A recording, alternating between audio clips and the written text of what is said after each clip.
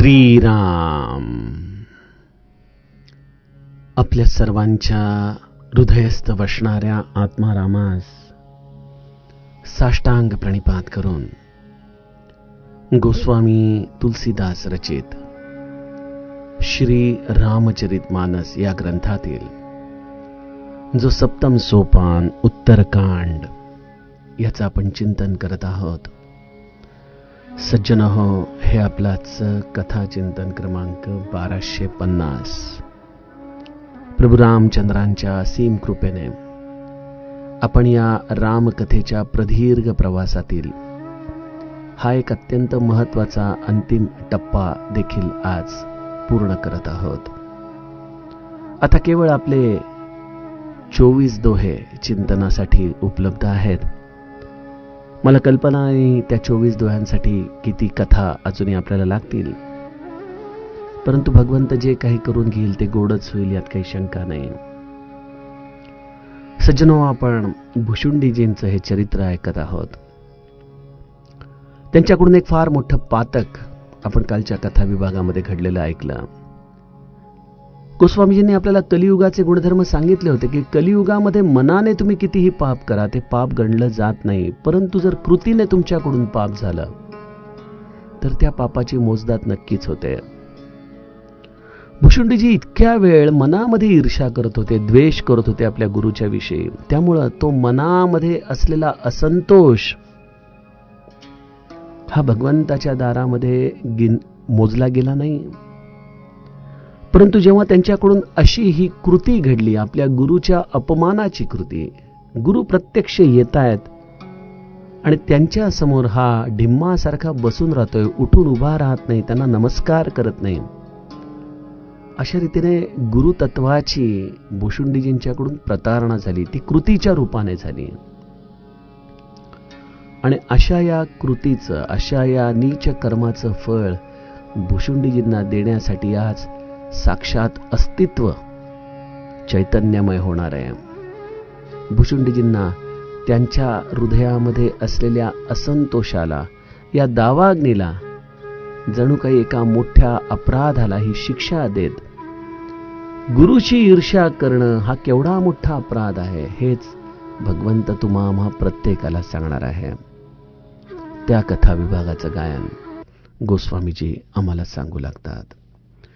मंदिर माझ भई नभबानी, रेहत भाग्य अज्ञ अभिमानी, यद्यपि तव गुर के नहीं क्रोधा, अति कृपाल चित सम्यक बोधा, तदपि साप सठ दयहूँ तो ही, नीति विरोध सुहाई न मोही, जो नहीं दंड करो खल तोरा, भ्रष्ट होई श्रुति मार्ग मोरा, जे सठ गुर सन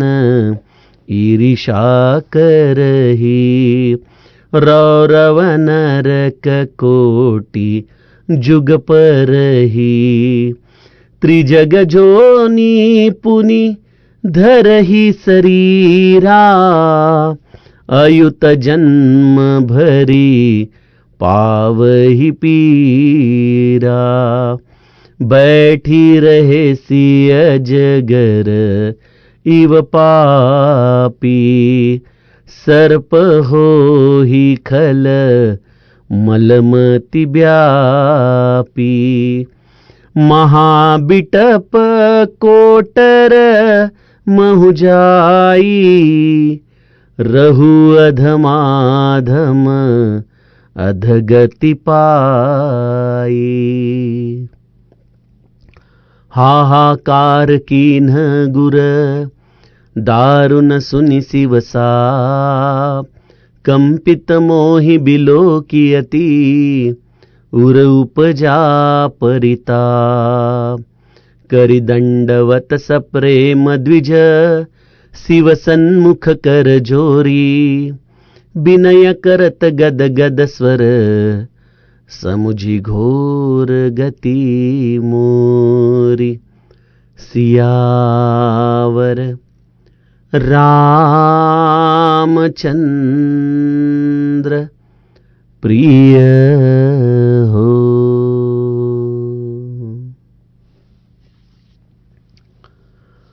सज्जनो, भुशुंडीजी आपण केलेले हे पातक, ज्या या कलियुगामध्ये त्यांच्याकडून घडलेला हा गुरु अपराध, तो आम्हाला विस्तारपूर्वक सांगतायत.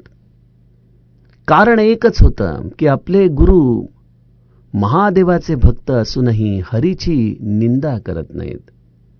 हरीचे देखील तेवढंच महात्म्य आपल्याला सांगतात. किंबहुना हरीचा सेवक हर आहे, महादेव हा विष्णूचा सेवक आहे, हे मला काही केल्या सहन होत नाहीये. ही हृदयामध्ये लागलेली आग, हा संताप, या सगळ्याची परिणिती भुशुंडीजींच्या कृतीमध्ये उतरली. प्रसंग असा घडला सज्जनो की एक बार हर मंदिर जपत रहे हूं शिव नाम, गुर आयऊ अभिमानते उठी नहीं कीन प्रणाम. गुरुजींचं दर्शन खरं तर अत्यंत मंगलमय आहे. असे आपले सद्गुरू आपल्या समोर येत आहेत आणि तरी देखील भुशुंडी हे डिम्मासारखे त्यांच्या समोर बसून आहेत. हातामध्ये जपाची माळ फिरतेय, मनामध्ये गुरुजींच्या विषयीचा द्वेष, संघर्ष हे विचारचक्र चालू आहे आणि समोर साक्षात आपले सद्गुरू उभे आहेत. आणि त्यामुळं कृतीचा अपराध त्यांच्याकडून घडला. ते उठून उभे राहिले नाहीत. त्यांनी आपल्या गुरूंना नमस्कार देखील साधा केला नाही. गुरुजींनी भुशुंडीजींच्या या कृतीला जाणलं, परंतु गुरुजी कसे होते? सो दयाल नहीं कहेहु कछु, ऊर न रोष लवलेस. गुरु आलेले आहेत आणि आपण एका जागेवरती बसून आहोत. एवढा मोठा अपराध घडला, परंतु तया अंतरी क्रोध संताप कैचा, असं हे सद्गुरूचं हृदय. आणि त्यामुळे ते भुशुंडीजींच्या अंतःकरणाला जाणून होते की त्याच्या मनामध्ये चाललेला हा संघर्ष, आणि त्या संघर्षाच्या मुळेच त्याने कदाचित आपल्याला हा आदर दाखवला नाही. गुरुनी कुठल्याही प्रकारचं मनामध्ये किंतु परंतु ठेवला नाही. सज्जनो, गुरुच्या हृदयाची ही व्याप्ती तर बघा, त्याची ही व्यापकता तर बघा.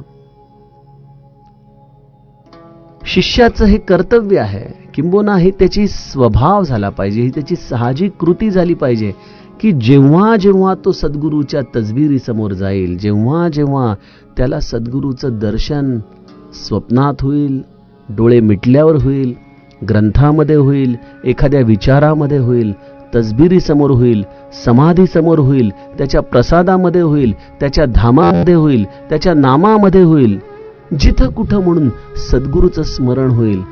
नित्य निरंतर हात जोडले गेले पाहिजेत.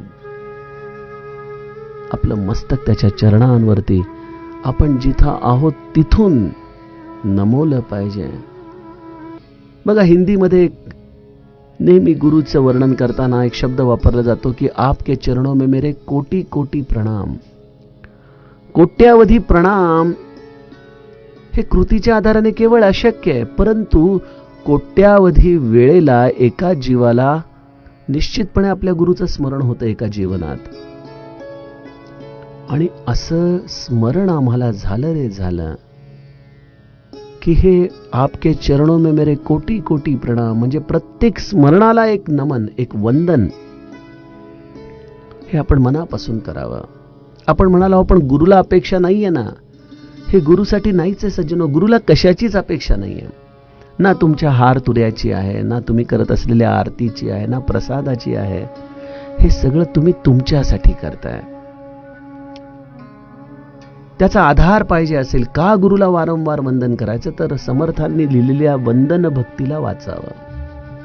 वंदन भक्तीने सगळ्यात महत्वाची गोष्ट घडते, ते म्हणजे जो वंदन करतो त्याचा अहंकार हा क्षणे क्षणे तुटत जातो. आणि ही सगळी साधना ही कशासाठी चालली आहे? माझा अहंकार मोडण्यासाठी तर चाललेली आहे. हे माझं जीवपण सोडण्यासाठी तर चाललेली आहे. आणि वंदन भक्ती हे त्यामध्ये सगळ्यात साधं सोपं साधन आहे. येता जाता आपल्या गुरुला वंदन करत राहा, नमस्कार करत राहा. त्याचं स्मरण होईल तेव्हा तेव्हा त्याच्या चरणांवरती नतमस्तक होत राहा. त्यामुळे गुरुला वंदन करून आपण खरं तर आपल्यावरतीच उपकार करतोय, ही पहिली गोष्ट. दुसरी गोष्ट, जेव्हा जेव्हा तुम्ही गुरुला वंदन करता, समर्थ म्हणतात की तुमची काळजी तुमच्या गुरुकडे लागते, की अरे हा माझा शरणागत आहे, सतत माझा आठव करतोय, त्याचं जे काही दुःख आहे ते माझं आहे,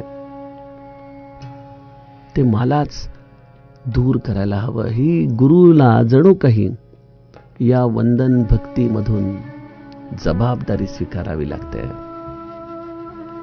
जो साधूचा अंकित जीव झाला, त्याचा असे भार निरंजनाला, नारायणाचा भ्रम दूर केला, विसरू कसा मी गुरु पादुकाला.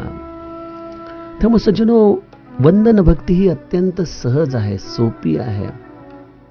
त्याला कशाचीच गरज नाहीये. फक्त आपले दोन हात जोडून आपलं मस्तक अंतःकरणपूर्वक आपल्या गुरुच्या चरणांवरती मनाने ठेवायचंय. मग गुरु तुमचा कदाचित तुमच्या जवळ असेल नसेल, परंतु तुमचा भाव जसा जसा शुद्ध होत जाईल तसे तसे ते चरण तुमच्यासाठी तुमच्या अंतःपटलावरती प्रगटू लागतील, ही खात्री आहे. त्यामुळे हे एवढं साधं सोपं साधन समोर उपलब्ध आहे. आणि इथं भुशुंडीजींना तर ते आणखीन सोपं झालंय, कारण गुरु तर प्रत्यक्ष देहाने आहेत, करायचं काहीच नाहीये. केवळ एकदा जाऊन मी शरण आलोय हो, माझ्या मनामध्ये हा चाललेला संघर्ष आपण थांबवा गुरु. गुरुरायाने हे सगळं त्याच क्षणी मिटवून टाकलं असतं, परंतु अहंकार नावाची गोष्ट ही आम्हाला अशीच या मायेच्या जाळ्यामध्ये ओढत नेते. आणि त्यामुळे भुशुंडीजींनी उभं राहणं, भगवंत रूपी असलेल्या सद्गुरूला वंदन करणं, या सगळ्या गोष्टी करण्याचं टाळलं, मुद्दामून टाळलेलं आहे. बघा, भगवंताच्या दारामध्ये दोन प्रकाराने चुका होतात. एक जाणतेपणाने होतात आणि एक अजाणतेपणाने होतात. आता जसं आपण उदाहरणार्थ देवघराच्या ठिकाणी काहीतरी काम करतोय, जिथं आपल्या गुरुच्या पादुका आहेत, आणि आपल्याला ते काम करण्यासाठी तास 2 तास तिथं समजा लाईट लावायचा आहे, पडदा लावायचा आहे, काहीतरी काम चाललंय आणि गुरुच्या समोर आपण उभे आहोत. आपल्याला शक्य नाही वारंवार त्याला वंदन करणं, हे गुरु देखील जाणतो. आणि वंदन म्हणजे काय? जरी मी ती कृती सांगितली की हात जोडणं आणि आपलं मस्तक त्याच्या चरणी नमन करणं, परंतु ह्याचा प्राण काय आहे सज्जनो? याचा प्राण आहे आठव, याचा प्राण आहे स्मरण. आणि त्या स्मरणामध्ये जर आपण कर्म केलं तर तो कर्मयोगच होतो. त्यामुळे इथं वंदन ही कृती तर जरूर करावी, जेव्हा जेव्हा शक्य असेल तेव्हा जरूर करावी. परंतु जर आपण कर्मामध्ये व्यस्त असाल तर ते कर्म मी माझ्या गुरुसाठी करतोय या भावनेने ते कर्म करणं म्हणजे देखील वंदन भक्तीच आहे. परंतु गुरुच्या समोर कदाचित जर मी वंदन करायला विसरत असेल, जर मी स्मरण करायला विसरत असेल, तर त्याची 2 कारण आहेत. एक जाणतेपणाने विसरणं आणि दुसरं अजाणतेपणाने विसरणं. अजाणतेपणाने विसरणं हा जीवाचा स्वभाव आहे. श्री महाराज म्हणतात ना की मला आठवायचं असेल तर नाम घ्या, मग तुम्हाला माझी आठवण पुन्हा पुन्हा थोड्या थोड्या वेळाने होऊ लागेल. मग एक टप्पा असा येईल की तुम्हाला माझा विरह सहन होणार नाही आणि तुम्ही अखंड नामामध्ये राहाल, म्हणजे तुम्ही नित्य माझ्या चरणांपाशीच राहाल.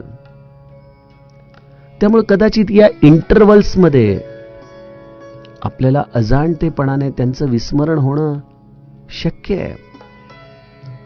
हा अपराध देखील गुरु क्षम्य करतो, महादेव देखील त्याला क्षमा करतो. परंतु एक भाग आहे जाणतेपणाने चूक करणं. हा फार मोठा अपराध आहे परमार्थामध्ये. आपल्या गुरुशी ईर्ष्या करणं, स्पर्धा करणं, जाणतेपणाने त्याचा अव्हेर करणं. त्याला काय कळतंय या भावनेतून त्याच्याशी संवाद करणं. सज्जनो, त्या तत्वापर्यंत जाण्यासाठी फार मोठी किंमत मोजली या चरणांनी. आम्हाला त्यांनी घेतलेले कष्ट, त्यांनी सहन केलेल्या अग्निपरीक्षा यांची कल्पना नाहीये. हे तत्व किती उदात्त आहे, किती मोठं आहे हे आम्हाला माहीत नाही. आणि त्यामुळंच गुरुतत्वाच्या आधाराने आम्ही त्याचं स्मरण करणं, त्याला शरण जाणं, त्याला वंदन करणं हे न करता त्याची जर आम्ही उपेक्षा केली तर आम्ही केवढा मोठा अपराध करतोय. जणू काही हिमालय शिखर चढत असलेल्या व्यक्तीने आपण पर्वती पायथ्यात चढलो म्हणून हिमालय देखील मला सर करणं सहज शक्य आहे अशी वल्गना करण्यासारखा हा प्रकार आहे. त्याची उंची या मेरू पर्वतासारखी आहे आणि आम्ही एखाद्या छोट्याशा टेकडी चढणाऱ्या लोकांसारखं आमचं कर्तृत्व आहे. त्यामुळे सज्जनो, नित्य आपण आपल्या गुरुला वंदन करावं. आणि अजाणतेपणे जरी चूक झाली तरी गुरु कुठलीही मनामध्ये आपल्याबद्दल किंतु परंतु ठेवत नाही. घाबरून त्याला वंदन करू नका, हो, परंतु एक महत्वाची गोष्ट टाळा की जाणतेपणाने चूक करू नका. आणि भुशुंडीजींनी जाणतेपणाने चूक केली. हृदयामध्ये बसलेला शिव हे सगळं जाणतोय की भुशुंडीजींनी ही चूक जाणतेपणाने केलेली आहे. इतक्या वेळ महादेव समाधिस्थ आहे भुशुंडीजींच्या हृदयामध्ये. सगळ्या बाजूनी या ईर्षेचा मायाजाळ, हा संताप तो अनुभवतोय, परंतु कृती झालेली नाहीये. आणि कलियुगामध्ये कृतीशिवाय पातक होत नाही. आणि ज्या क्षणी भुशुंडीजींनी या गुरूंच्या अवहेलनेचं पातक केलं त्या क्षणी अतिअग गुर अपमानता सही नाही सके महेश. गुरुचा अपमान हे फार मोठं पाप आहे आणि ते हृदयस्थ असलेले आणि तेच या पिंड रूपाने समोर महाकाळाच्या रूपात असलेले महादेव सहन करू शकलेले नाहीयेत. महादेव विलक्षण संतापलेले आहेत भुशुंडीजींच्या या कृतीवरती. आणि मंदिरामध्ये आकाशवाणी झाली, रे हतभाग्य अज्ञ अभिमानी. अरे हतभागी, हे मूर्ख, हे अभिमानी, अरे काय करून बसलास हे तू. यद्यपि तव गुर के नहीं क्रोधा अति कृपाल चित सम्यक बोधा. जरी तुझ्या गुरुजींना तू केलेल्या या पातकामुळे क्रोध आला नाही, याचं कारण ते अत्यंत कृपाळ चित्ताचे आहेत आणि त्यांना यथार्थ ज्ञान आहे. या दोन गोष्टींच्या मुळे तुझ्या सद्गुरूंच्या हृदयामध्ये संताप नाही. सज्जनो, जो मनाचा श्लोक मी आपल्याला सांगतो की तयांतरी क्रोध संताप कैसा, जगी धन्य तो दास सर्वोत्तमाचा. हा संताप नावाची गोष्ट जी आम्हाला जीव पातळीवरती सदैव पछाडत असते. आम्हाला संताप आणावा लागत नाही, संताप रोखण्यासाठी आम्हाला कष्ट घ्यावे लागतात. परंतु त्याचा येण्याचा प्रवाह एवढा प्रचंड असतो की आमचे सगळे बांध तुटून जातात या संतापाच्या पुढे. परंतु सद्गुरूचं एक फार मोठं लक्षण आहे की तो संताप गिळू शकतो. आपण म्हणाला हो, पण श्री महाराज देखील बऱ्याचदा वादावादी करायचे, लोकांशी चिडायचे. मग याचा अर्थ श्री महाराजांना या दोन गोष्टी ज्या महादेवाने सांगितल्या त्या प्राप्त नव्हत्या का? सज्जनो, यासाठी पूज्य महाराजांच्या चरित्रातला भाऊसाहेब आणि श्री महाराजांचा संवाद नित्य लक्षात ठेवावा की भाऊसाहेब हा सगळा राग गळ्यावरचा आहे. त्यामुळं अक्कलकोटचे स्वामी काय, गजानन महाराज काय, श्री महाराज काय, समर्थ काय, तुम्ही कुठल्याही संताच्या जीवन चरित्रामध्ये बघाल तर त्यांना देखील या बहुजन समाजाला परमार्थकडे लावण्यासाठी वेगवेगळे अभिनय करावे लागतात. या अभिनयाच्या आधाराने त्यांना संताप देखील हा रस आणून कधी कधी संवाद करावा लागतो. परंतु हा सगळा राग त्यांच्या गळ्यावरचा असतो. आणि या उलट आमचा संताप कसा आहे, जो आम्हाला आपाद मस्तक जणू काही चिडचिड करायला भाग पाडतो, संतप्त करून टाकतो, अंग नंग लाल लाल करून टाकतो, डोळे लाल बुंद करून टाकतो, कानशिल तप्त करून टाकतो. आणि तो दाह आयुष्यभर आम्ही विसरू शकत नाही. आपण एखाद्या व्यक्तीला रागवलो, संतापलो, चिडलो, त्याने अशी चूक केली, या सगळ्या गोष्टी आम्हाला नित्य स्मरण करत राहतो आम्ही. मग सज्जनो, संताप हा गळ्याच्या वरती ठेवणं आणि संताप हा असा नकळतपणे आपल्या अंग प्रत्यंगामध्ये भिन्न, यामध्ये नेमकी फारकत कशाने येते? दोनच गोष्टी आहेत. एक म्हणजे तुम्हाला यथार्थ ज्ञान आलं पाहिजे. यथार्थ ज्ञान म्हणजे जी वस्तू आम्ही तत्वतः जाणतो. अहम ब्रह्मास्मी हा शब्द आम्ही केवळ जाणतो, त्याची अनुभूती नाहीये. जेव्हा त्याची अनुभूती येते तेव्हा आम्ही यथार्थ होऊन जातो, त्या ब्रह्मस्वरूपाशीच तद्रूप होऊन जातो. तिथं मी सोडून वेगळं कोणी राहतच नाही. आणि त्यामुळं देहाच्या आधाराने जरी काही अभिनय करावे लागत असले तरी अंतरंगामध्ये मात्र आम्ही बर्फासारखे थंड असतो. आणि या यथार्थ ज्ञानातूनच एक दुसरा सद्गुण आपल्या हृदयामध्ये सामावतो, आणि तो म्हणजे आपल्या हृदयामध्ये लेश मात्र देखील क्रोध येत नाही. कारण आपलं चित्त हे अत्यंत कृपाळ होऊन जातं, व्यापक होऊन जातं. मी आपणास म्हटलं ना की मनाची सूक्ष्मता ही वृत्तीची व्यापकता. मन साधनेने, गुरुकृपेने इतकं सूक्ष्म झालंय की वृत्ती ब्रह्मांडाला फाडून त्याच्या पलीकडे त्याला कवेत घेऊन थांबतेय. आणि संघर्ष कुठं होतो? आपल्या घराघरांमध्ये एक वाक्य असतं की मला हे पटत नाही, माझ्या तत्वांमध्ये हे बसत नाही. सगळं ठीक आहे, परंतु जर थोडासा सूक्ष्म दृष्टीने विचार केला तर हे तत्व, हे माझ्या विचार, या सगळ्या गोष्टी या आम्ही आमच्या कल्पनेच्या आधाराने बांधलेल्या भिंती आहेत. ठीक आहे, मुलांवर संस्कार करण्याच्या वेळेला आपल्याला या 4 गोष्टी करणं गरजेचं आहे, परंतु त्यामुळं आयुष्यभरासाठी एखाद्याशी संबंध तोडून टाकणं, माझ्या प्रेताला देखील, माझ्या पार्थिवाला देखील ह्याने हात लावू द्यायचा नाही असा प्रण करणं, या सगळ्या गोष्टी आमच्या जीव पातळीचं निदर्शक आहेत. आम्ही जसे जसे आमची वृत्ती व्यापक करू लागू, तसा तसा आम्ही लोकांचा ते जसे आहेत तसा स्वीकार करू लागू. बघा, आपल्याला हे सगळं अव्यावहारिक वाटेल, परंतु सज्जनो, असे अनेक उत्तम दर्जाचे साधक आजही उपलब्ध आहेत ज्यांना संताप नावाची गोष्ट ही बऱ्याचदा आठवावी लागते. तिथं संतापाची सहजता आता राहिलेली नाही. ही परम कृपाळू वृत्ती आणि तत्वाचं यथार्थ ज्ञान त्यांना परमशांत करून टाकते. सज्जनो, हे शांती ब्रह्मनाथांच्याच जणू काही दिशेने निघालेले पांथस्थ असतात. मग इथं प्रश्न असा आहे की मग महादेवाला संताप का आला? होय की नाही?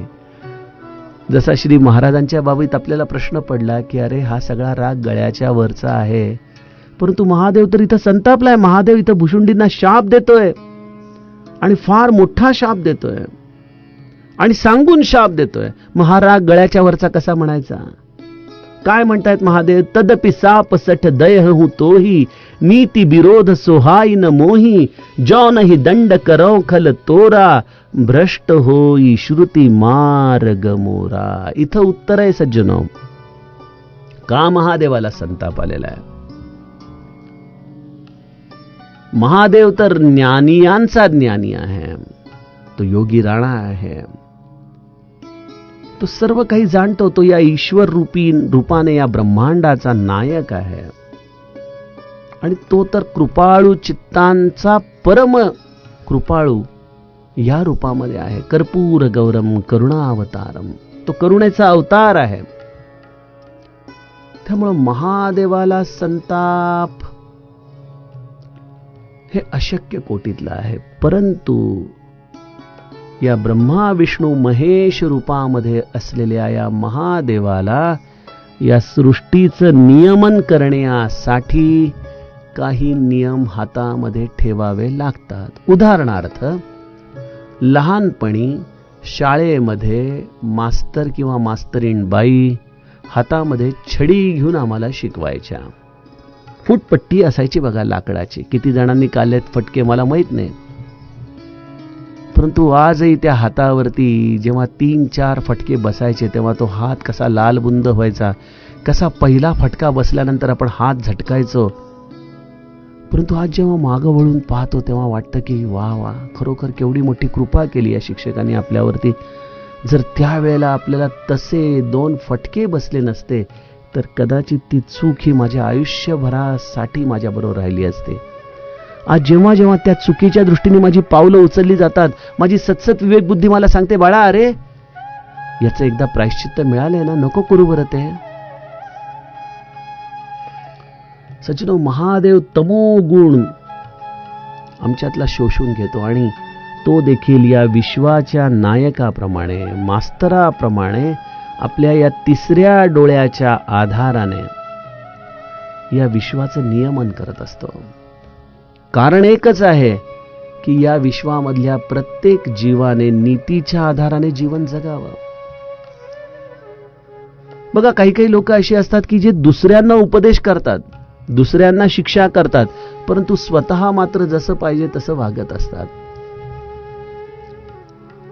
महादेव हा तत्वार्थ जाणणारा समस्त ब्रह्मांडाचा नायक आहे आणि त्याने देखील नीतीचं कसं रक्षण केलेलं आहे. जेव्हा माता सतीने सीतेचा वेश धारण करून रामाची परीक्षा घेतली, त्या सरशी महादेवाने हृदयामध्ये पण केला की आता मी सतीला पत्नी रूपाने स्वीकारू शकत नाही, अन्यथा भक्ती मार्गाचा फार मोठा ऱ्हास होऊन जाईल.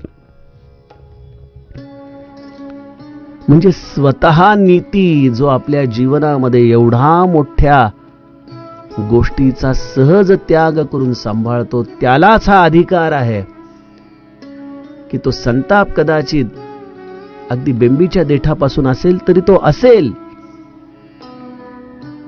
परंतु त्या जीवाला नीतीच्या मार्गावरती ठेवण्यासाठी तो अत्यावश्यक आहे.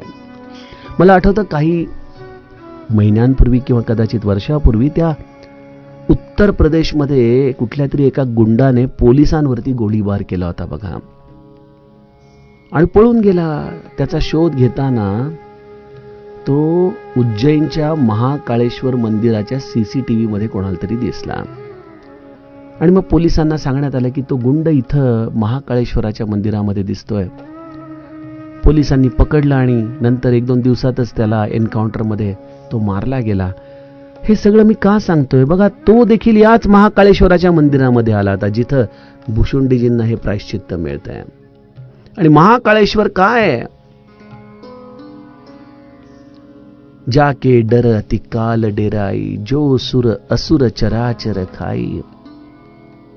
काळ देखील ज्याच्या समोर चळाचळा कापतो, काळाला देखील ज्याच्या एका कृपा कटाक्षाने नियमन करावं लागतं, असा हा महाकाळ, हा नित्य नीतीची बाजू घेतो, हा सदैव सत्य रूपाने राहतो. आणि त्यामुळे आता या कलियुगामध्येच आपल्याला असं उदाहरण दिसतं की जो कोणीतरी पाप करून आलेला आहे, नीतीविरोध आचरण करून आलेला आहे, सामान्य सरळ मार्गी लोकांवरती गोळीबार करून आलेला आहे, अशा व्यक्तीला महाकाळेश्वराने तिथल्या तिथं दंड दिला. सज्जनो, हे महादेवाचं वास्तविक रूप या सृष्टीमध्ये आम्हाला आजच्या काळामध्ये देखील दिसतं. जर तुम्ही शरण गेला तर त्याच्यासारखा अवढरदानी नाही. तुम्ही झालेल्या समस्त प्रायश्चित्तांची कबुली दिली आणि मी पुन्हा करणार नाही असं अत्यंत मनापासून तळमळून त्याला सांगितलं तर कदाचित काहीतरी दंड देईल. तो देणार नाही असं नाही, परंतु जसं राष्ट्रपती देखील अनेकदा फाशीची शिक्षा जन्मठेपेमध्ये बदलतात, त्याप्रमाणे या विश्वाचा हा राष्ट्रपती, हा राष्ट्रनायक तुमच्या अपराधांना खरं तर अत्यंत कठोर शिक्षा द्यायची असेल, परंतु कदाचित अशा आपल्या या समस्त अपराध प्रार्थने म्हणून थोडीफार सौम्य परंतु शिक्षा निश्चित देणार, कारण त्याला नीती मार्ग हा सांभाळायचा आहे. आणि जर या नीती विरोधामध्ये त्याने पाप्यांना देखील दंड न करता असंच राहण्याची सहजता दिली, सुलभता दिली, तर या सृष्टीमध्ये हल्लकल्लोळ माजेल. प्रत्येकाला वाटेल आपल्याला जसं पाहिजे तसं वागा आणि शेवटी महादेवाला जाऊन माफी मागा. बस, तो ऑर्डरदानी आहे, तो लगेच आपल्याला माफ करून लागेल असं नाही सज्जनो. कर्माचा सिद्धांत हा ईश्वर साक्षी रूपाने तुमच्याकडे बघत असतो आणि तुम्हीच पेरलेली कर्म ही तुमच्याकडे परत येत असतात. यामध्ये महादेव कुठल्याही पद्धतीची ढवळाढवळ करत नाही. अशा या महादेवाने भुशुंडीजींना आपलं हे खरं रूप सांगितलं की मी महाकाळ म्हणजे कोण आहे. या प्रत्येक काळाच्या क्षणावरती या ब्रह्मांडाला नीतीच्या रस्त्यावरती ठेवणं हेच या महादेवाचं खरं कार्य आहे. अन्यथा भ्रष्ट होई श्रुती मार्ग मोरा, अन्यथा समस्त वेद मार्गच भ्रष्ट होऊन जाईल असं श्री महादेवाचं भुशुंडीजीला सांगणं आहे सज्जनो. यातील पुढील कथाभाग आपण उद्याच्या कथा निरूपणामध्ये बघूयात. जानकी जीवन स्मरण. जय जय राम.